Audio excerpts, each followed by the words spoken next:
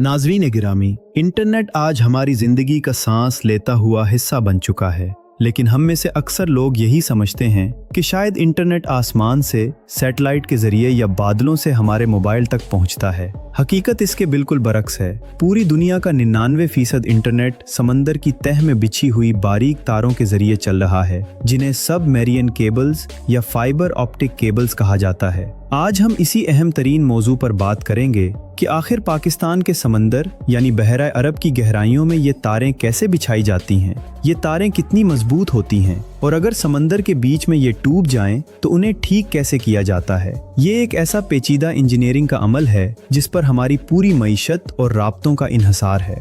पाकिस्तान इस वक्त दुनिया से जुड़ने के लिए उन्हीं चंद केबल्स के रहमो करम पर है जो कराची और ग्वादर के साहिलों से समंदर में उतरती हैं और हजारों मील का सफर तय करके यूरोप, अफ्रीका और एशिया के दीगर ममालिक तक पहुंचती हैं। दोस्तों, सबसे पहले ये समझना जरूरी है कि ये केबल्स दरअसल हैं क्या।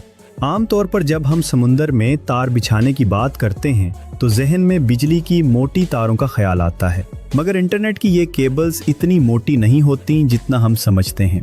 गहरे समंदर में जहां इंसानी मुदाखलत नहीं होती, वहां ये केबल सिर्फ एक बाग में पानी देने वाले पाइप जितनी मोटी होती है। उसके अंदर शीशे के इंतहाई बारीक रेशे होते हैं जिन्हें फाइबर कहा जाता है। ये रेशे इंसानी बाल से भी ज्यादा बारीक होते हैं। इन रेशों में डेटा बिजली की सूरत में नहीं बल्कि रोशनी की सूरत में सफर करता है। रोशनी की रफ्तार से सफर करने वाला डेटा ही हमें पलक झपकते में दुनिया के दूसरे कोने से जोड़ता है।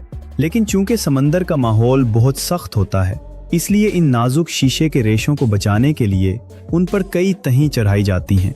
सबसे पहले उन पर पेट्रोलियम जेली की तह होती है, फिर प्लास्टिक की ट्यूब, फिर स्टील की तारें जो इसे मजबूती देती हैं, फिर तांबे की एक तह जो केबल के साथ जुड़े हुए एम्पलीफायर्स को बिजली फराहम करती है, और आखिर में पॉली एथिलीन की वाटरप्रूफ कोटिंग होती है।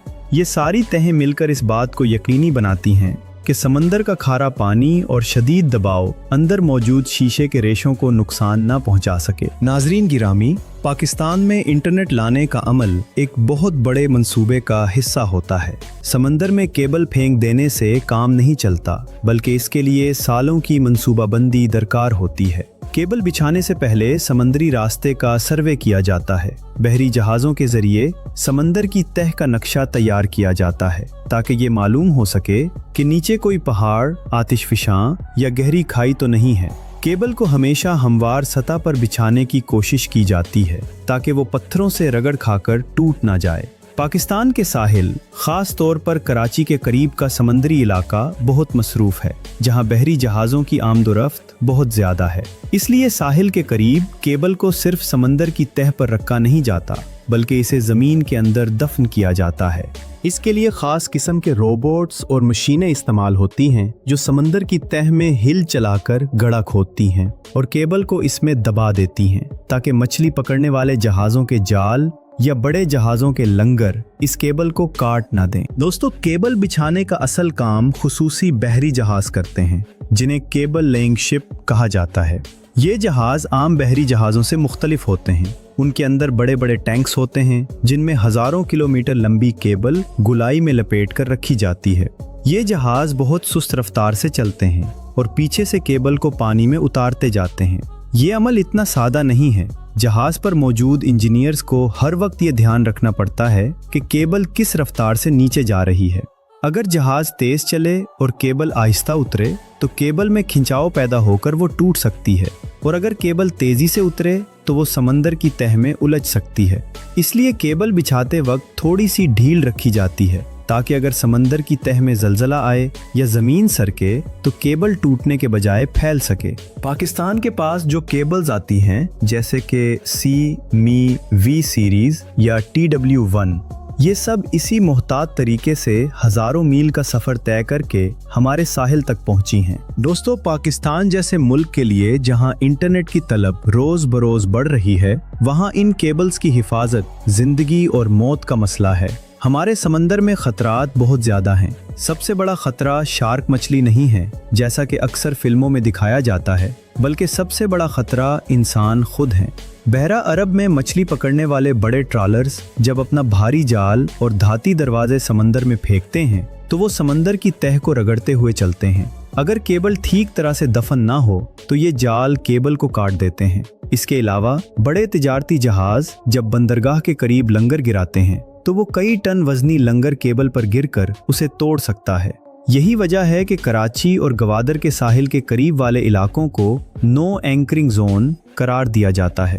इसके अलावा कुदरती आफात जैसे कि समंदरी ज़लज़ले भी केबल को नुकसान पहुंचाते हैं। जब एक केबल कटती है तो पाकिस्तान में इंटरनेट की स्पीड फौरन कम हो जाती है, क्योंकि ट्रैफिक का बोझ दूसरी बची हुई केबल्स पर मुंतकिल हो जाता है। नाजरीन ग्रामी, अब आते हैं इस अमल की तरफ जो सबसे ज्यादा दिलचस्प और मुश्किल है, यानी मुरम्मत का अमल। जब समुंदर की हजारों फीट गहराई में कोई केबल टूट जाए तो उसे ठीक कैसे किया जाता है?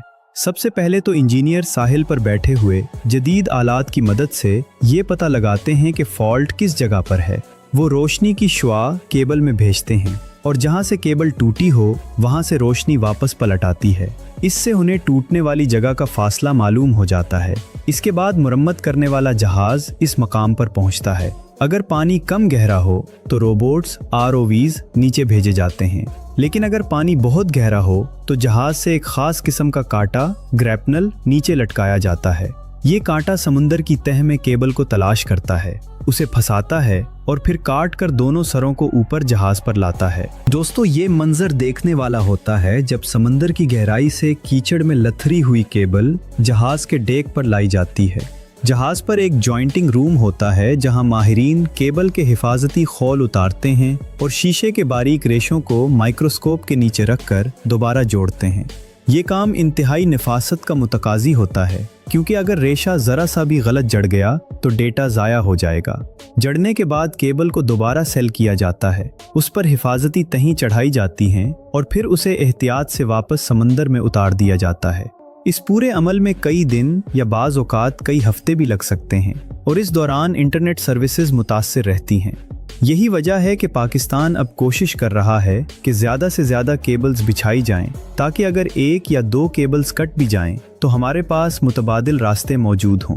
ये पाकिस्तान के लिए इसलिए भी अहम है क्योंकि ये हमें एक डिजिटल हब बना सकती है। इन केबल्स को बिछाने में करोड़ों डॉलर का खर्चा आता है। ये सरमायाकारी कंपनियां इसलिए करती हैं क्योंकि मुस्तकबिल डेटा का है। जिस मुल्क के पास जितनी ज़्यादा सबमेरियन केबल्स होंगी उसका इंटरनेट उतना ही सस्ता और तेज होगा। दोस्तों, ये बात भी जानना ज़रूरी है कि समंदर में केबल बिछाते वक्त माहौल का ख्याल भी रखा जाता है। कोशिश की जाती है कि केबल ऐसे रास्ते से गुजरे जहां कोरल रीफ्स या समंदरी हयात के मस्कन ना हों।